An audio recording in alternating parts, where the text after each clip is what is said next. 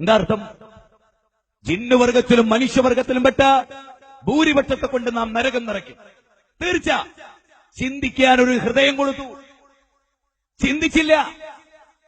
കേൾക്കാനുള്ള ഒരു കാത് കൊടുത്തു, ആയത്തുകൾ കേട്ടു, വചനങ്ങൾ കേട്ടു, ഖുർആനിക വചനങ്ങളെ ക്രോഡീകരിച്ചു കേട്ടു. ചിന്തിച്ചില്ല. കണ്ണു കൊടുത്തു, കാണാനുള്ള അത്ഭുതങ്ങൾ കൊടുത്തു, കേട്ടില്ല. അലം യൽതികുൻ നദീർ, താക്കീതുകാർ വന്നിട്ടില്ലായിരുന്നോ നിങ്ങൾക്ക്? ഖാലൂ ബലാ ഖദ് ജാഅനാ നദീർ, അതെ താക്കീതുകാർ വന്നിരുന്നു. ഞങ്ങൾ കളവാക്കി, ഞങ്ങൾ കൂക്കുപിടിച്ചു, ഞങ്ങൾ കല്ലെറിഞ്ഞു, ഞങ്ങൾ സ്റ്റേജ് കയ്യേറി, ഞങ്ങൾ അറിഞ്ഞില്ല. 67 അധ്യായം 8, 9, 10 വചനങ്ങൾ. 7 അധ്യായം 178 വചനം. 33 അധ്യായം സൂറത്ത് അഹ്സാബ് 66, 67, 68 വചനങ്ങൾ. നരകത്തിൽ നിങ്ങളുടെ മുഖം കുത്തി വീഴും. അന്ന് നിങ്ങൾ പറയും, അള്ളാഹുവിനെ അനുസരിച്ചിരുന്നുവെങ്കിൽ, റസൂലിനെ അനുസരിച്ചിരുന്നുവെങ്കിൽ സാദാത്യങ്ങളെയും കുബറായിങ്ങളെയും പണ്ഡിതന്മാരെയും നേതാക്കന്മാരെയും തൊണ്ട തൊടാതെ വിഴുങ്ങി. നാട്ടുപ്രമാണിമാരെ ഞങ്ങൾ അനുസരിച്ചു. അവരുടെ വിശ്വാസത്തിന്റെ കോട്ടക്കൊത്തളങ്ങൾ തകർന്നു വീഴുമായിരുന്നു തൗഹീദ് കൊണ്ട്. ഖുലൂ ലാ ഇലാഹ ഇല്ലല്ലാഹ് തുഫ്ലിഹു എന്ന് റസൂൽ പറഞ്ഞ അറബും മനറബും യൂറോപ്പും ലോകം മുഴുവൻ കോൺസ്റ്റന്റൈൻ ചക്രവർത്തിയുടെ പടിവാതിൽക്കൽ വരെ കടന്നു വന്ന തൗഹീദിന്റെ ശബ്ദം ഇന്നിവിടെ തകർന്നു. ദർഗകളിൽ മുട്ടുകുത്തി വീണ ഒരു സമുദായം, ലഅനല്ലാഹു യഹൂദ വന്നസാറ ഇത്തഖദു ഖുബൂറ അംബിയാഹിം മസാജിദ എന്ന് ജൂതന്മാരെ അല്ലാഹു ശപിച്ചു, നസാറാക്കളെ അല്ലാഹു ശപിച്ചു. അംബിയാക്കളുടെ ഖബർ കെട്ടി ഉയർത്തിയതിന്റെ പേരിൽ ജൂതന്മാരെ അല്ലാഹു ശപിച്ചത് മദ്യപിച്ചു എന്നതിന്റെ പേരിലല്ല, നേരെ മറിച്ച് മഹാന്മാരുടെ ഖബറുകൾ കെട്ടി ഉയർത്തിയതിന്റെ പേരിൽ. അത് മുസ്ലിം സമുദായം ഇന്നും ചെയ്തു. ശിറാറുൽ ഖൽഖി ഇൻദല്ലാഹ് യൗമുൽ ഖിയാമ, ഖിയാമത്ത് നാളിലെ ഏറ്റവും നികൃഷ്ടർ ഖബർ കെട്ടി ഉയർത്തുന്നവരാകുന്നു എന്ന് കള്ളം പറയാത്ത റസൂൽ. മഹാന്മാരുടെ ഖബർ കെട്ടി ഉയർത്തുന്നവർ ശിറാറുൽ ഖൽഖി ഇൻദല്ലാഹ് ഫി യൗമുൽ ഖിയാമ, ഖിയാമത്ത് നാളിലെ ഏറ്റവും നികൃഷ്ടർ ഖബർ കെട്ടി ഉയർത്തി ആരാധന നടത്തുന്നവരെന്ന മുത്തുനബിയുടെ വാക്ക്. മുജാഹിദ് പ്രസ്ഥാനം നിങ്ങളോട് പറയും, ഖബർ കെട്ടി ഉയർത്തി സൃഷ്ടികളിൽ ഏറ്റവും വൃത്തികെട്ടവരായി റബ്ബിന്റെ കോടതിയിൽ നിങ്ങൾ വരരുത് എന്ന് ഞങ്ങൾ ആഗ്രഹിച്ചാൽ ഞങ്ങൾ നിങ്ങളുടെ ശത്രുക്കളാണോ?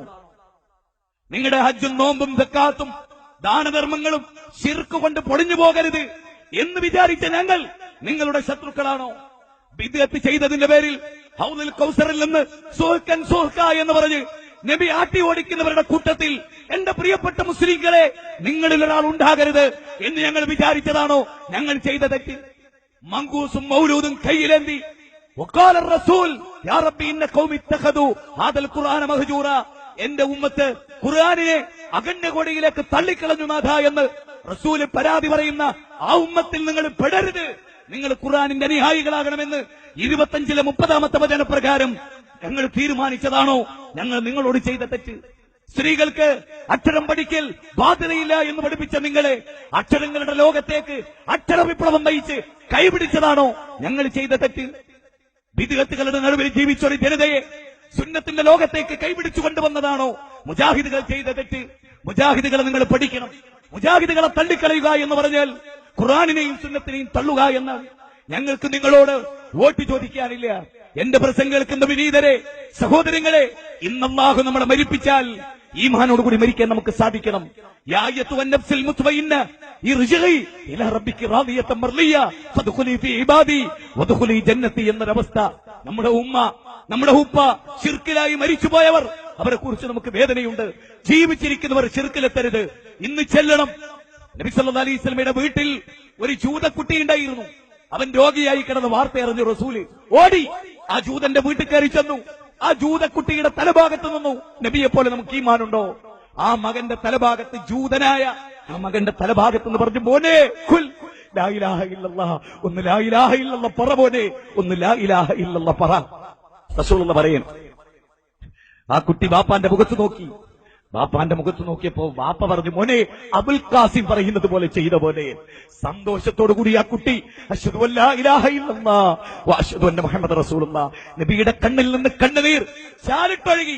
ലോകം മുഴുവനും കിട്ടുന്നതിനേക്കാൾ വലുത്, 50 ഏക്കർ പെരുമ്പാവൂരിന്റെ ടൗണിൽ കിട്ടുന്നതിനേക്കാൾ വലുത് നീ കാരണം ഒരാൾ മുജാഹിദാകുക എന്നുള്ളത്. ഒരു മുജാഹിദ് പണ്ഡിതന്റെ പ്രസംഗം വെക്കാൻ പണം സ്പോൺസർ ചെയ്യുക എന്നത്, ഒരു മുജാഹിദ് പള്ളിക്ക് പണം കൊടുക്കുക എന്നത് മറ്റു പള്ളികൾക്ക് പണം കൊടുക്കുന്ന പോലെയല്ല. അത് തൗഹീദിന്റെ പ്രഘോഷണമാണ്, അത് സുന്നത്തിന്റെ സംസ്ഥാപനമാണ്, അത് വിദ്അത്തിന്റെ കടക്ക് കത്തിവെക്കലാണ്, ഹറാമുകൾ വിഭാടനം ചെയ്യലാണ്, ഖുർആനിലേക്ക് നിങ്ങളെ വിളിക്കലാണ്. അല്ലാഹു അനുഗ്രഹിക്കുമാറാകട്ടെ.